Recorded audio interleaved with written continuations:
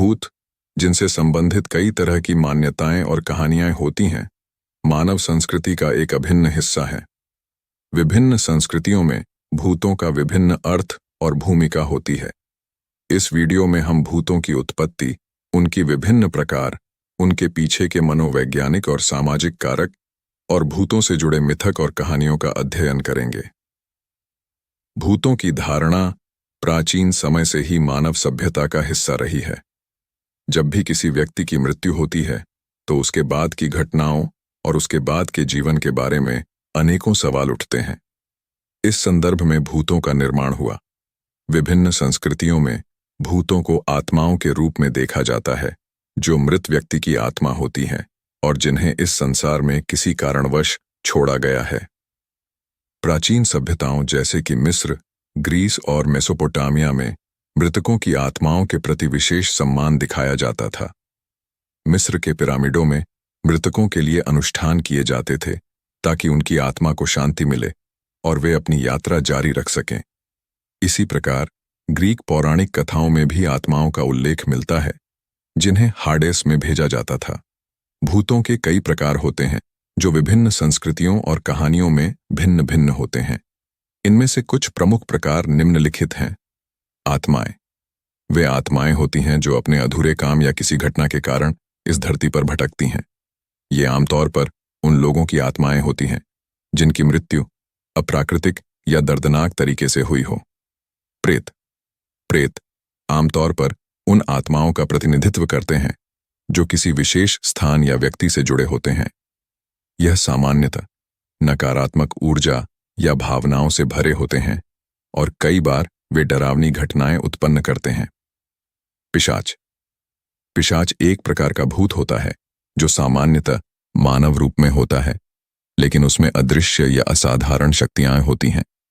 ये अक्सर रात में सक्रिय होते हैं और जीवित लोगों के साथ शिकार करने के लिए जाने जाते हैं। भूतिया आत्माएं। भूतिया आत्माएं वे आत्माएं होती हैं जो किसी विशेष स्थान या घटना के प्रति जुड़े होते हैं। ये आमतौर पर अपने अतीत की वजह से किसी निश्चित स्थान पर फंसी होती हैं।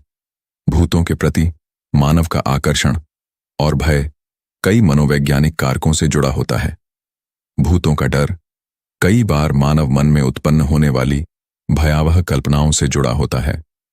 जब व्यक्ति अकेला या अनजान जगह पर होता है, तो उसका मन विभिन्न नकारात्मक विचारों और कल्पनाओं की ओर बढ़ता है।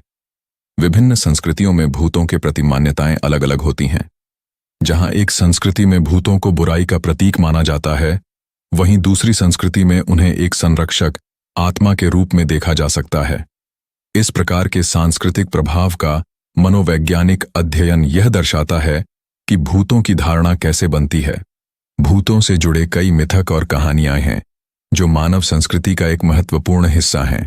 भूतों से जुड़ी लोक कथाएं अक्सर पीढ़ियों से चली आ रही होती हैं। ये कहानियां लोगों को भूतों के प्रति जागरूक करती हैं और उन्हें भूतों से बचने के उपाय भी बताती हैं। भूतों पर आधारित फिल्में और साहित्य भी समाज में भूतों के प्रति धारणा को प्रभावित करते हैं। ये कला रूप भूतों को अधिक रोमांचक और डरावना बनाते हैं, जिससे लोग अधिक रुचि रखते हैं। भूतों की धारणा समाज में विभिन्न तरह से प्रकट होती है।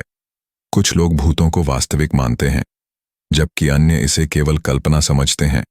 भूतों की धारणा धर्म और आध्यात्मिकता से भी जुड़ी होती है।